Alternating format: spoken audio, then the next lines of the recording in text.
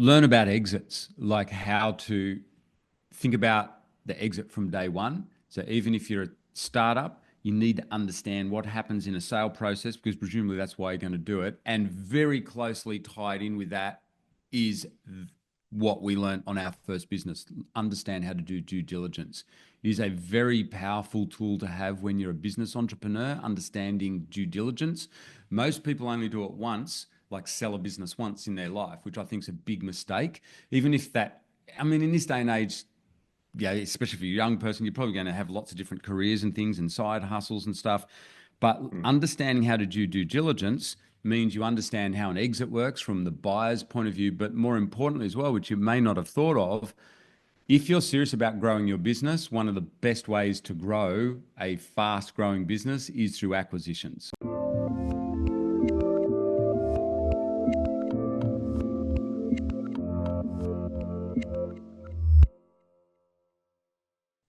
Hey everyone, this is Devin Miller with another episode of The Inventive Journey. I'm your host, Devin Miller, the serial entrepreneur that's grown several startups into 7 and 8 figure businesses, as well as the founder and CEO of Miller IP Law, where he helps startups and small businesses with their patents and trademarks. You ever need help with yours, just go to strategymeeting.com, grab some time with us to chat, and we are always here to help. Now, today we've got another great guest on the podcast. Matt Raad, and Matt started out his journey, grew up on a farm in high school, or grew up with a family where finances were pretty tough, and ended up failing out of high school for a period of time, and went and got an apprenticeship before circling back and going to university and studying in zoology.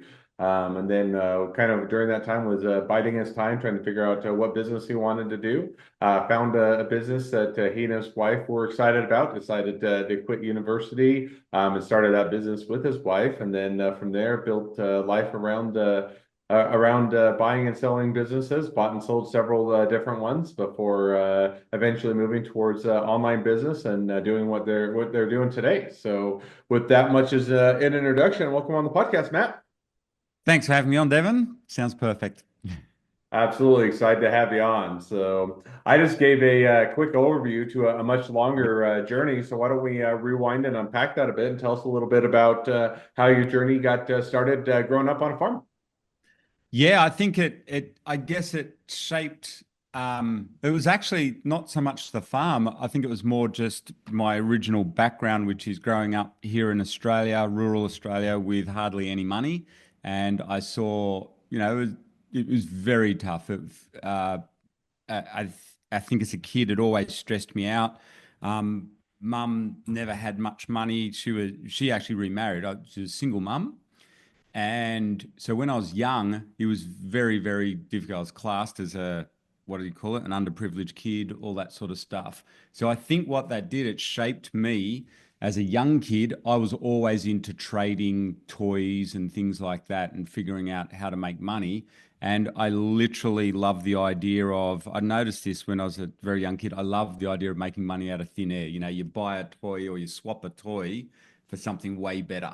And I think that, and it's funny, Devin, I look at my young son, he does exactly the same thing now too. So, but he didn't grow up poor, of course, but it's funny, it's one of those early entrepreneurial traits. So if you're listening to this, and you're into trading things, it's a good sign. And then as I grew older, I read lots of books trying to figure out how to, because I knew no millionaires, knew no wealthy people. We're on a farm. My dad was a farm manager and loved the lifestyle. It was awesome. But we had a big recession back in the 80s here in Australia, and it was very, very tough for mum and dad. They almost went bankrupt. And I think that really impacted me. That was when I was, I think, 15 or 16 years old. And I said, right, I'm going to figure out how to make money one day. And I didn't want to get stuck in suburbia. I think that was also a big driver for me because I saw, people living in suburbia and things, and I love the big open spaces. So when I met my wife, she had the same kind of idea.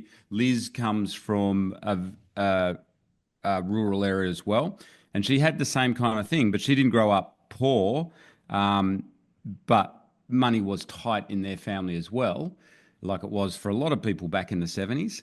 I think when we got together, the main thing for us was freedom.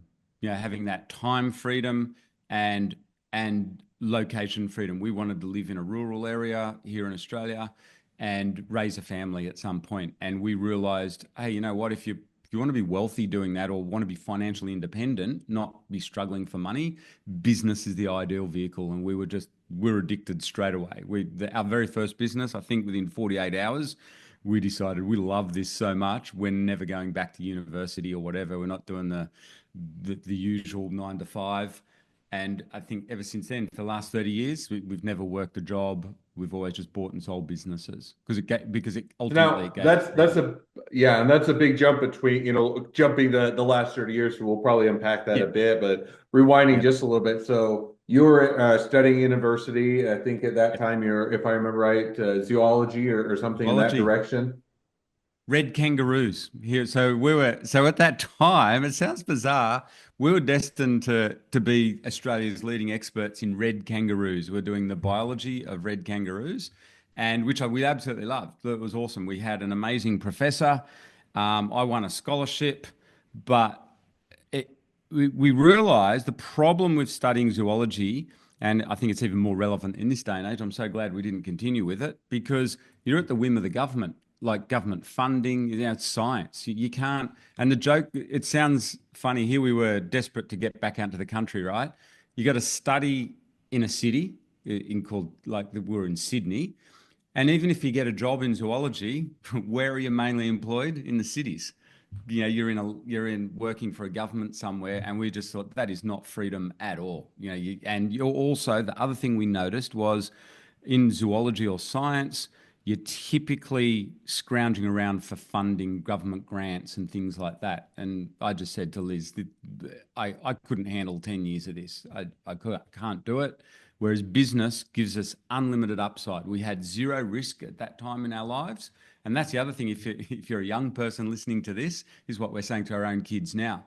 When you're young, like in your 20s, you can take a few risks. Before you have a family, you've got more time on your hands. And that's what we decided to do. We decided, in some ways, a lot of people saw us as, it was a big risky thing. I don't think it was at the time, but I we backed ourselves. That was the thing. We realized, well, we're in our 20s, we can make a few mistakes. And luckily mum and dad said to me, you got to follow your heart. You got to do what you want, and you can do when you're in your 20s. You can take a lot more risk. And I realize, if you've got older listeners listening to this podcast and you think about getting into business and stuff, that's where it changes a bit. When you've got a family and things, you possibly can't take as much high risk.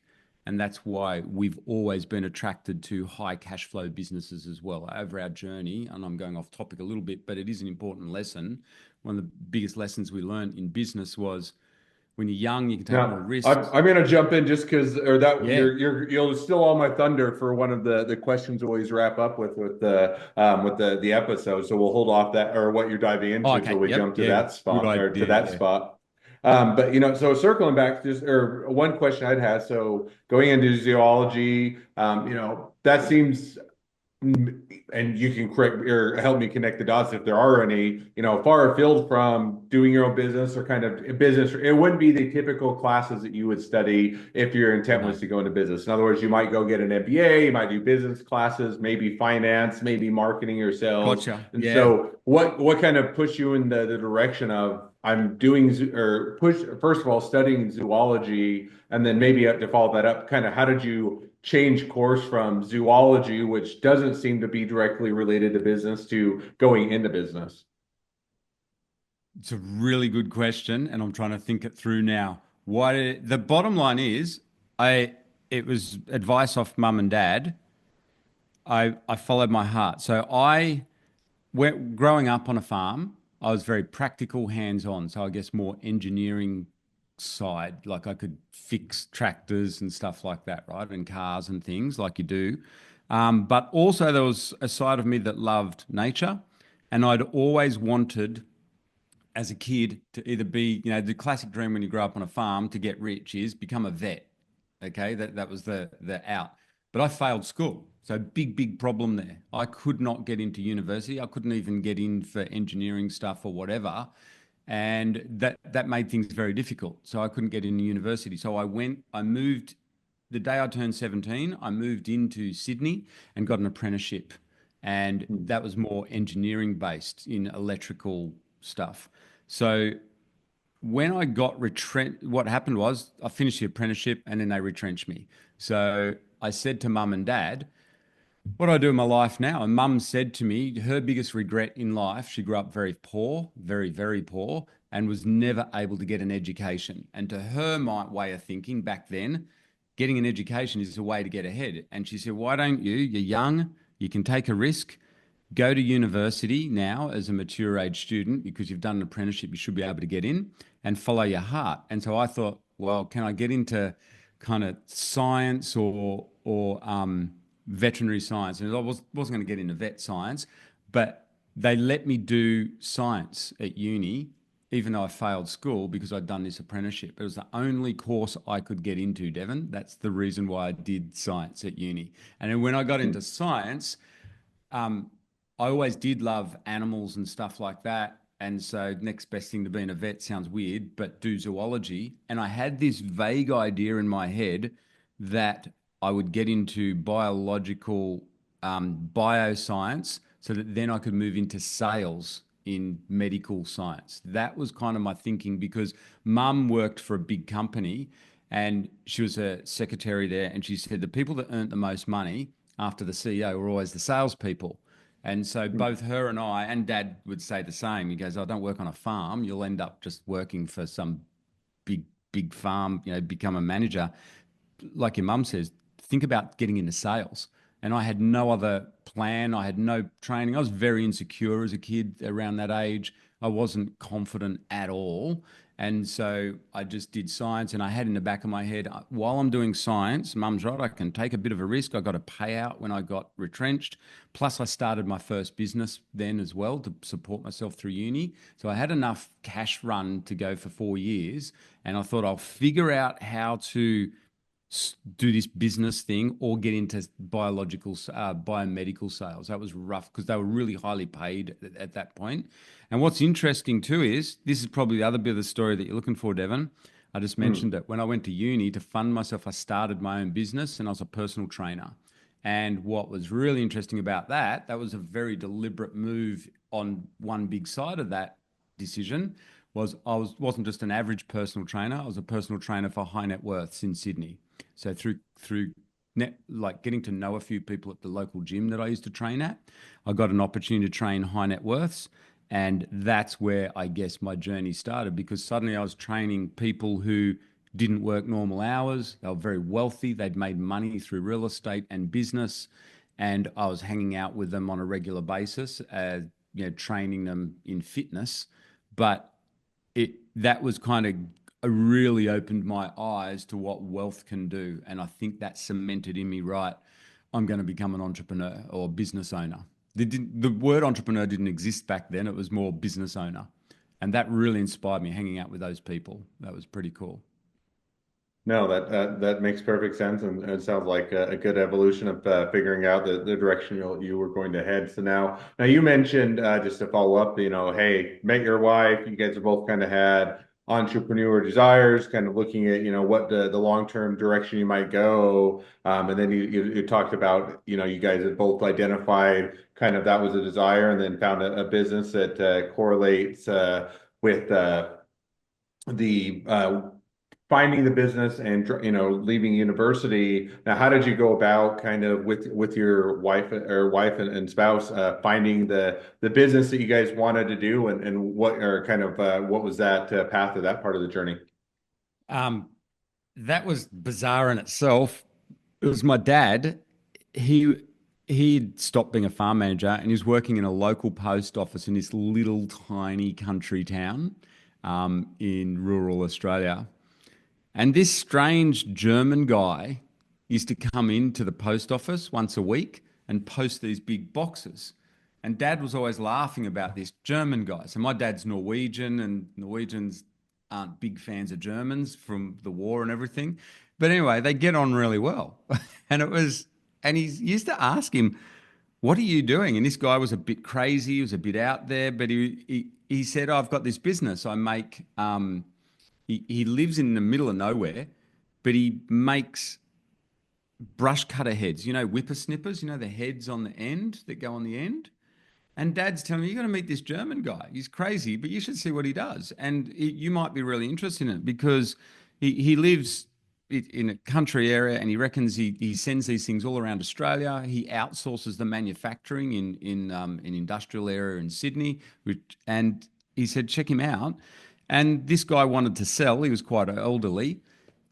And so we decided to buy this thing. It just sounded so fascinating. Liz and I decided, all right, this is what we want to buy.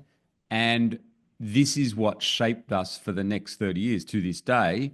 We made every mistake under the sun when we bought that thing. We had no idea what we were doing. It was just based on a gut feel and watching this guy and seeing what he did. Yeah, because he was crazy. The business was going bust, but we had no idea. It's just he built up this story that it was, the next best thing. And we hired an accountant, which we'd never done before, in a rural town, and the accountant was useless. He looked at it and said, "Oh no, this is a good business," but it totally wasn't. Once we bought it, we realised, "Oh, this thing is going bust," and we made every mistake under the sun doing due diligence. It was tricky business to do due diligence on, but what happened was our backs were against the wall. We'd put everything into this, including family money. We borrowed off friends and family to get into this classic startup thing, except it was already an existing business. So we figured we've got to turn this around real quick. We know nothing what we're doing. We way overpaid for the business, and it really put us behind. And it was very, very touch and go. But what we did was we realized we read books about how to turn around businesses, and basically we just went, forget about the expenses, let's just focus on sales. And we knew nothing about sales, so we just started learning everything we could about sales as quick as possible. And we listened to our three favorite presenters at the time, which was Tom Hopkins. I don't know if you remember, he's an old time American sales trainer, Brian Tracy, and Zig Ziglar. And we just listened to, back then it was tapes, and we listened to them non-stop. And I tell you what, it worked. That's what helped us turn around that business. Literally everywhere we drove, we would listen to these tapes, and and we just figured out how to sell, and we accelerated that business. And it sounds like I'm making it sound easy. It was a 10-year journey, Devon. Honestly, it was a 10-year journey. It was, but it was scary in those first few years. Very difficult business to run, but we absolutely loved every single minute of it. I wouldn't change anything. Anything. It was absolutely awesome. No, that's awesome. Sounds like it was a great evolution and journey, and one Yep. that it's always fun that you can take that with your wife and spouse as well. So now, one kind of follow up too, because I think if I remember, as we chatted a bit before, there was also a bit of an evolution to the bit, and you touched on that a little bit, but the businesses that you focused on. You had the Yeah. one business you turned around, but then you started looking at maybe building the business around lifestyle or lifestyle around the business, but then also shifting towards going towards an online business and then lead generation. So maybe walk us through over that course of doing your own businesses, how that played out or how that evolved. Yeah, well, I think the advantage of both Liz and I doing science is it teaches you a curiosity, like a scientific method to curiosity. And what combined with our big goal, our vision to create like the ultimate what do you call it, freedom business, which is time and being out in the country. What that meant was we were constantly looking at and hanging around business mentors who owned manufacturing or wholesale import businesses, because that's what we owned. And then we started buying and selling them ourselves. And that first business that we bought did become successful because we were good at systemizing it. But the main thing is that we loved looking at lots of different businesses, and we were always trying to figure out what's the perfect business model here for us. And one where we could work a couple of days a week and earn lots of money, the total dream, which you never work just a couple of days a week. But that was the goal at the time. And so we went on this massive big journey. And I think through that, we also knew we were going to be starting a family. And what we noticed is when was it? The early 2000s, we started seeing this thing called the internet. And so we were already, so you got to think about this, we were already studying lots of different businesses through, and we were involved in mergers and acquisitions. There was a lot that went on. So we got so excited about business. We started buying and selling them for high net worths, which was really, really exciting part of our journey. So we got to get an intimate look at what works in business, and particularly with serial entrepreneurs who are buying businesses in the millions into the tens of millions. And at the same time, Liz was studying this internet and these online businesses. And she kept saying, you know what, we could just do what we do and what our personal mentors do with buying and selling bricks and mortar businesses with online businesses. Why don't we try that? And our biggest barrier at the time was the tech, because back in the early 2000s, it was hard to build websites. But basically, that's the evolution. And what drove us, Devon, is because I know family is very important to you, and I'm guessing it is to a lot of your listeners. We started a new family. And it was stressful what we were doing, buying and selling businesses and stuff as well.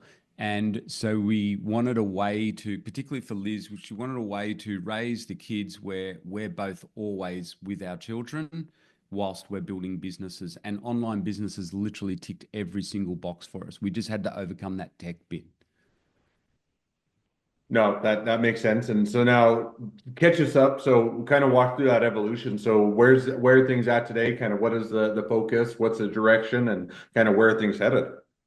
Well, online businesses did everything that we wanted. It literally, it was like a dream come true for us. We were like kids in a candy shop. So we literally did. So Liz started out, she built her first website. And then one day she said, that's too hard. Why don't we just do what we've always done, which is buy businesses? And back then there was no website brokers. So we just would do private approaches to websites that we'd see on the internet. And what it worked extremely well, extremely quickly. Like within less than a year, we were very, very successful with it. And we started, to give some context, around 2008 when there was a big recession, and we were mainly buying US based websites. People just wanted cash, and so it was actually quite easy. We bought and these are. So because of our background with manufacturing wholesale, what we did, we made a pact with each other. We are never going back into a business with physical inventory, because as a young entrepreneur, it really holds you back. So if you're listening to this and you're just starting out, I've seen thousands of businesses. You want to always go for the cash flow. That's probably the main thing. So we very deliberately and our personal mentors were telling us, you've got to always cash flow first. Worry about investing later. Get your cash flow up. So we bought very high cash flow online businesses, 80 to 90% margins. So just advertising sites basically, or affiliate sites. And to this day, that's exactly what we buy now. And they're awesome. They literally, if you get them dialed in, compared to bricks and mortar businesses, you're not forking out money on physical inventory. And the big thing for us, Devon, because we were based in Australia, you heard me just say it, we were buying US based online businesses. So it meant literally within 24 hours, we're accessing the US market, which to us as exporters, so we used to export to America with our manufacturing business. There's a lot of moving parts when you come to exporting or importing physical inventory. We had no barriers. Literally, the businesses run 24/7 while we sleep, wake up in the morning, there's money in the bank account. And to us, that was the dream. That was always the dream. And we achieved it. And that's what online businesses gave us. And so to this day, that's what we do. And then, of course, we teach, people don't make the same mistakes we made, on that journey. You make a lot of mistakes. And also it goes back to the lesson we've learned is due diligence, doing good due diligence. Like that was our classic mistake we made on our very first business. And that's something, if you're listening to this, my biggest advice is, learn how to do due diligence. If you want to get into this, it'll make you a fortune if you know what you're doing. Awesome. Well, that almost is a perfect segue as we've caught up to where you're at today and kind of where things are at and a bit of where they're headed. To jump to the two questions, which I think dovetails well with what you just touched on. So I'm going to jump to those now. So Yep. the first question I always like to ask, and maybe you touched on just a little bit, but along your journey, what was the worst business decision you ever made? What'd you learn from it? Well, it's actually not that. Yeah, it sounds like the worst business decision we made was not learning how to do due diligence on that first business. It really knocked around. But in hindsight, I think that was probably it was lucky we did make that mistake because we learned so much. The actual worst business decision we made, when I look back over our journey and think of all the businesses that we've bought and sold or been involved in, it was buying a retail shop. We bought a lawnmower shop, and it was just so much hard work, and the margins are so thin. And we had mentors at the time talk to us about retail. And so we had a portfolio of businesses. And that's what we do with websites. But buying that retail shop was probably our worst business decision because we thought we could turn it around. It was run down. We thought we were getting it at a bargain price. But because we didn't realize in retail, it's not like the businesses we normally buy. It is you are stuck in that business 9 till 5 or 5 till 9. You've got to work with clients and the margins are razor thin because you can't sell your own product. And so that was our biggest mistake. My big advice, don't do retail if you're a beginner. No, It was just makes sense. yeah, it Yeah, was a and lawnmower shop. Lovely clients, all that sort of stuff, but far out it was hard work, really hard grind, and we didn't make money on that deal. We lost money on that deal, unfortunately. That was well, it tough. sounds like definitely, it's one where I think that you get into it, and sometimes it's, hey, I think that, everybody loves, or not everybody, a lot of people love the ideas of having a cool product, maybe having a brick and mortar store, seeing their products in retail or, otherwise out in the wild. And that, there's certainly a natural gravitation. Some people that matches up well, they have that Yeah, natural knack to it, but there are certainly plenty of additional things that you might not consider of how you manage inventory, tying up a lot of expenses, having to deal with returns, having to deal with shipping, having to deal with manufacturing. And, if great you're not points. experienced, it can certainly have plenty of the areas to make a mistake. And so definitely an easy area to make a mistake, but also a great one to learn from. Second Yeah. question now that I like to ask is, so now if you're talking to somebody that's just getting into a startup or a small business, what would be the one rule of thumb that you'd recommend? Learn about exits, like how to think about the exit from day one. So even if you're a startup, you need to understand what happens in a sale process because presumably that's why you're going to do it. And very closely tied in with that is what we learned on our first business. Understand how to do due diligence. It is a very powerful tool to have when you're a business entrepreneur, understanding due diligence.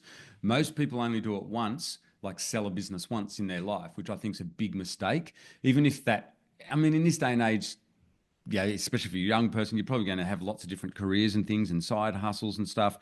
But Hmm. understanding how to do due diligence means you understand how an exit works from the buyer's point of view, but more importantly as well, which you may not have thought of, if you're serious about growing your business, one of the best ways to grow a fast growing business is through acquisitions. Once you get a winning business, so if you don't know how to do good due diligence, um, well, if you do know how to do good due diligence, it can be very easy to rapidly grow your business through acquisitions, smart acquisitions. Because if you understand how to value a business, you can pick up bargains in your journey of growing your business and do deals quick because the best deals are done pretty quickly and you can buy bargain businesses to bolt on to your business growing. So there's massive benefits to learning how to do due diligence if you're an entrepreneur, tied in with understanding how an exit works. So I think that's my main bit of advice after 30 years of living and breathing, buying and selling businesses. And like all my friends,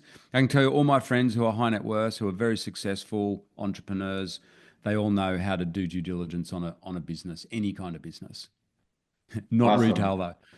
So Fair enough. Well, I think that's definitely a great takeaway, a great rule of thumb and piece of advice. So, well, now as we do wrap towards the end of this episode, if people want to reach out to you, they want to be a customer, they want to be a client, they want to be an investor, they want to be an employee, they want to be your next best friend, any or all of the above, what's the best way to reach out to you, contact you, find out more? they can go to our website, which is ebusinessinstitute.com.au. And we actually have a free masterclass on there talking about how we buy and sell online businesses and what we look for and what we do. But you can also look me up online, Matt Raad. You'll find me on LinkedIn or on our other website, mattandlizraad.com. Awesome. Well, I definitely encourage people to reach out, support a great business, make a new connection, and if nothing else, make a new best friend. So, with that, thank you again for coming on the podcast. It's been it's been a pleasure. Now, for all of you listeners who are out there, if you have your own journey to share and you'd like to be a guest on the podcast, feel free to go to inventiveunicorn.com, apply to be on the show. A couple more things as listeners, make sure to click share, subscribe, leave us your review, helps us to reach even more startups and small businesses to help them along their journey to success. And along that note, if along your journey you ever need help with patents or trademarks or anything else with your startup or your small business, just go to strategymeeting.com, grab some time with us to chat, and we are always here to help. Well, thank you again for coming on the podcast, and wish the next leg of your journey even better than the last. My pleasure, Devin. Thanks for having me on.